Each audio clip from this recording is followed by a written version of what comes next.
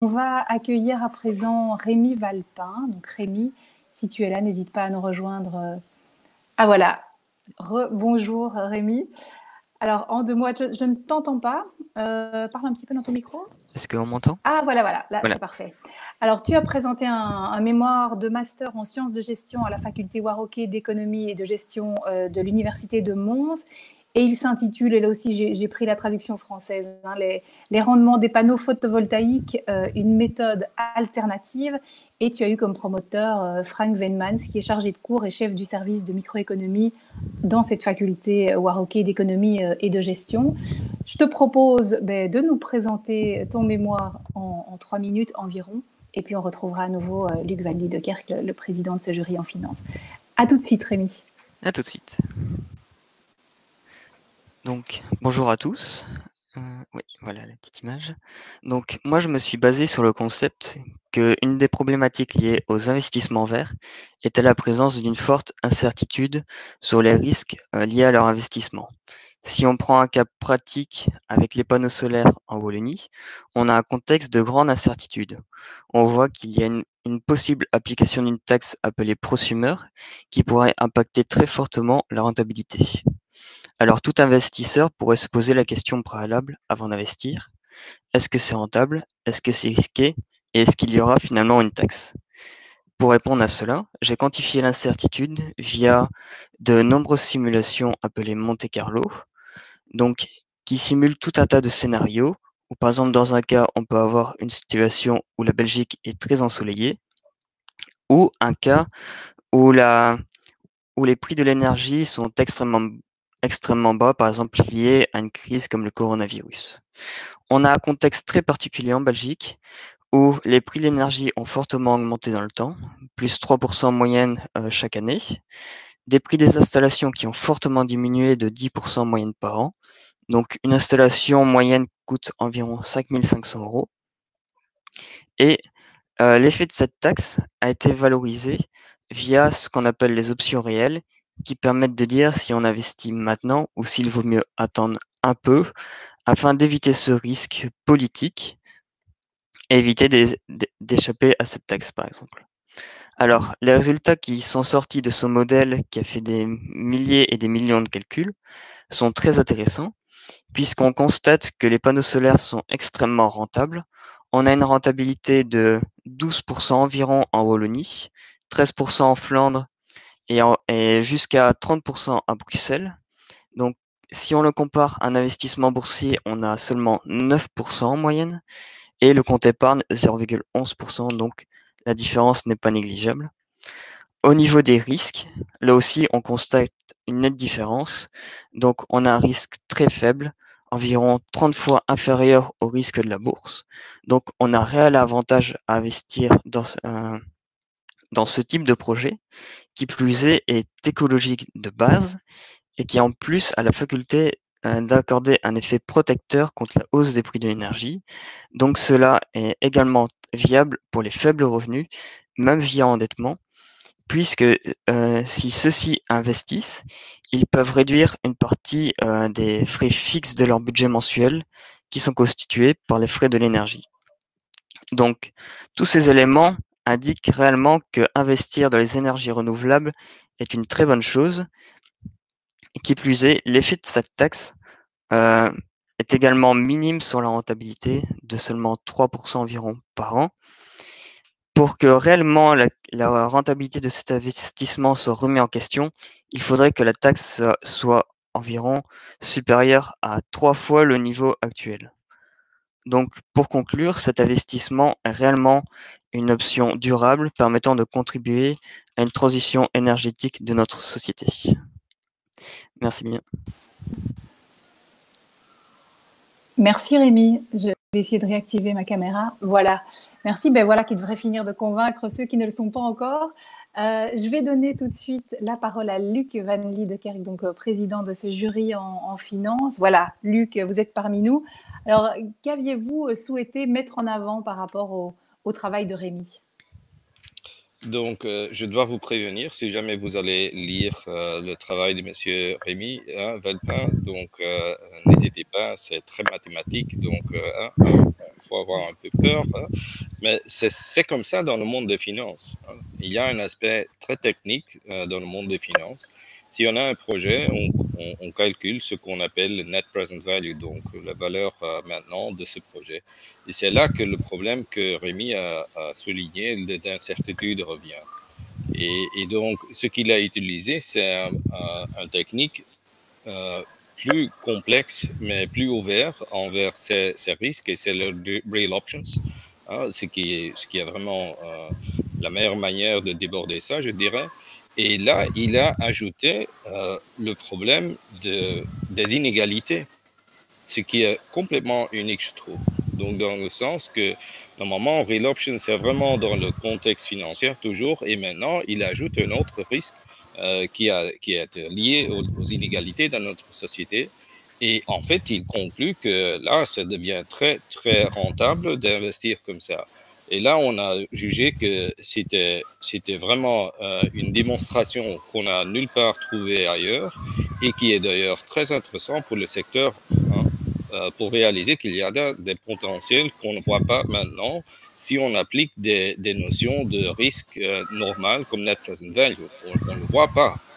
Et c'est dans cette mémoire que s'ouvre la possibilité de vraiment prendre tout ça en compte et de voir l'effet que ça a sur la rentabilité du projet. Et il démontre vraiment très très clair que ça a un effet énorme sur risque et return du projet. Donc, il ne faut pas hésiter. La Wallonie doit investir là-dedans. C'est clair. Pour moi, c'est clair. Merci beaucoup, Luc. On se retrouve un peu plus tard.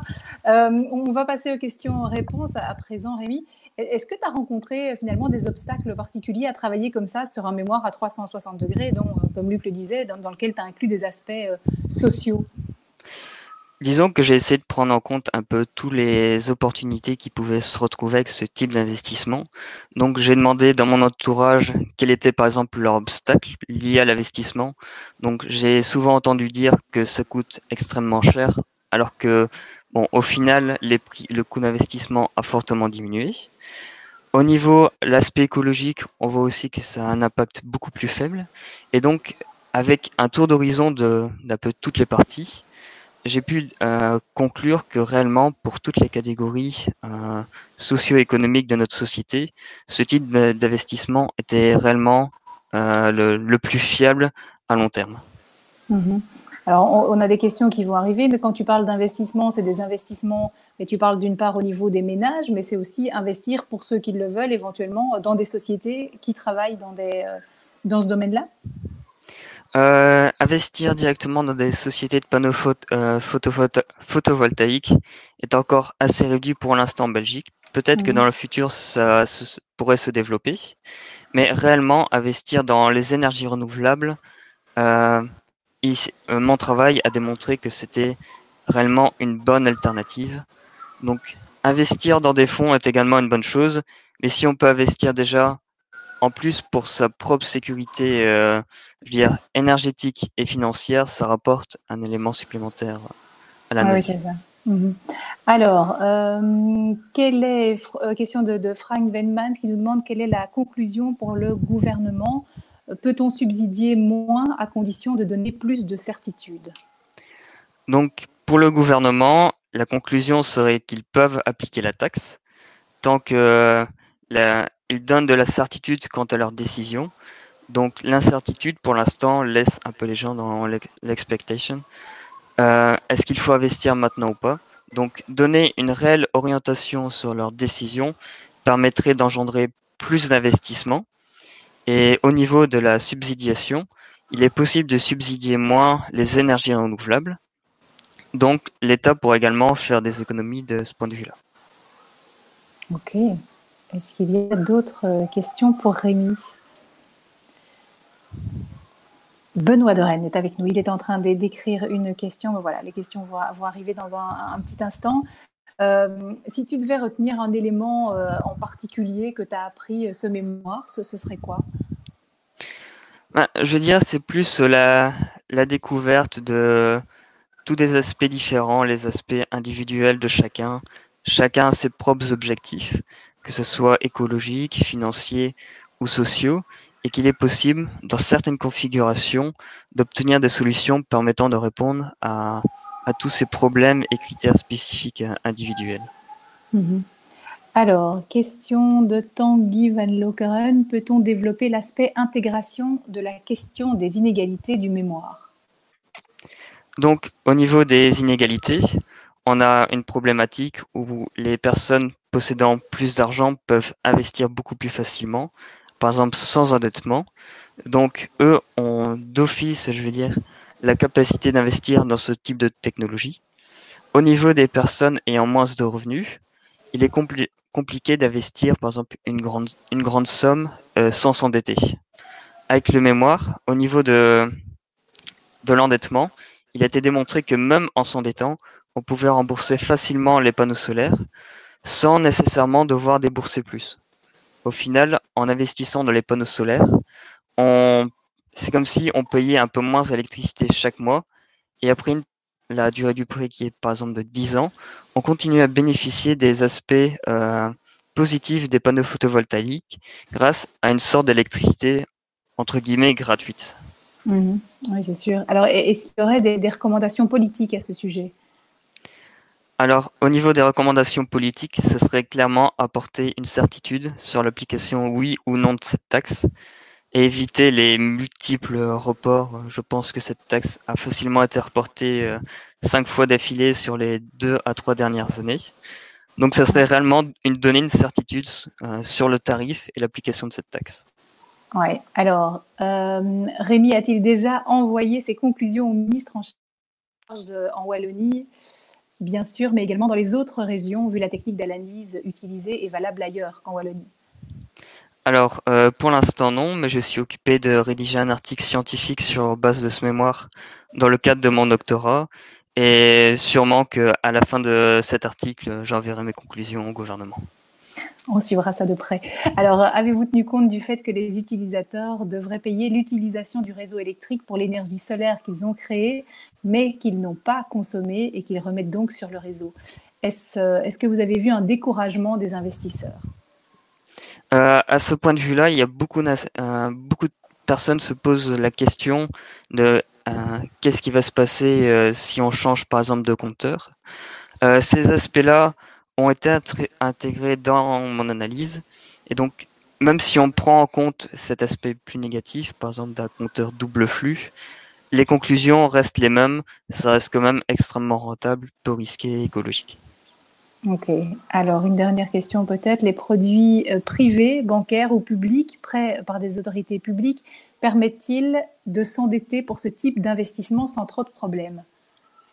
Alors, je veux dire, d'un côté, on a tout ce qui est entité privée avec les banques qui proposent des prêts à taux avantageux de, je pense, 1 à 2%. Donc, même avec ce niveau d'intérêt-là, c'est possible de s'endetter sans risquer grand-chose sur le plan financier, même quand on a peu de revenus. Au niveau public, on a par exemple en Wallonie, la région wallonne, qui propose des prêts à taux zéro, donc un taux d'intérêt de 0%. Sur une période de 10 ans. Donc là aussi, c'est encore plus avantageux. Et au niveau des revenus, c'est extrêmement facile d'accès puisqu'il y a peu de limitations. Alors, tu y as un petit peu répondu. Je vois ici, vu le coût d'investissement tel que celui des panneaux photovoltaïques, est-ce que ce secteur est réservé à une élite de notre société? Concrètement, que peut-on faire quand notre budget d'investissement est restreint? Bon, tu nous parlais de ces emprunts possibles. Ouais. Y a-t-il des recommandations pour tout le secteur locatif où le locataire supporte les coûts d'électricité? Alors, au niveau locatif, c'est un peu plus complexe, évidemment, mais on peut imaginer des situations où le locataire pourrait se mettre d'accord avec le propriétaire de mettre des panneaux photovoltaïques, où le propriétaire supporterait le coût de ces panneaux, mais répercuterait sur les charges du locataire le remboursement périodique des panneaux solaires, ce qui permettrait tant au propriétaire de faire un gain via l'amélioration de la note énergétique de l'habitation et pour le locataire de diminuer les frais d'électricité. Effectivement. Alors, je vois qu'il y a une dernière question, mais ce sera... Voilà, ben merci pour cette proposition, nous dit Tanguy. Merci à toi, Rémi. Merci beaucoup.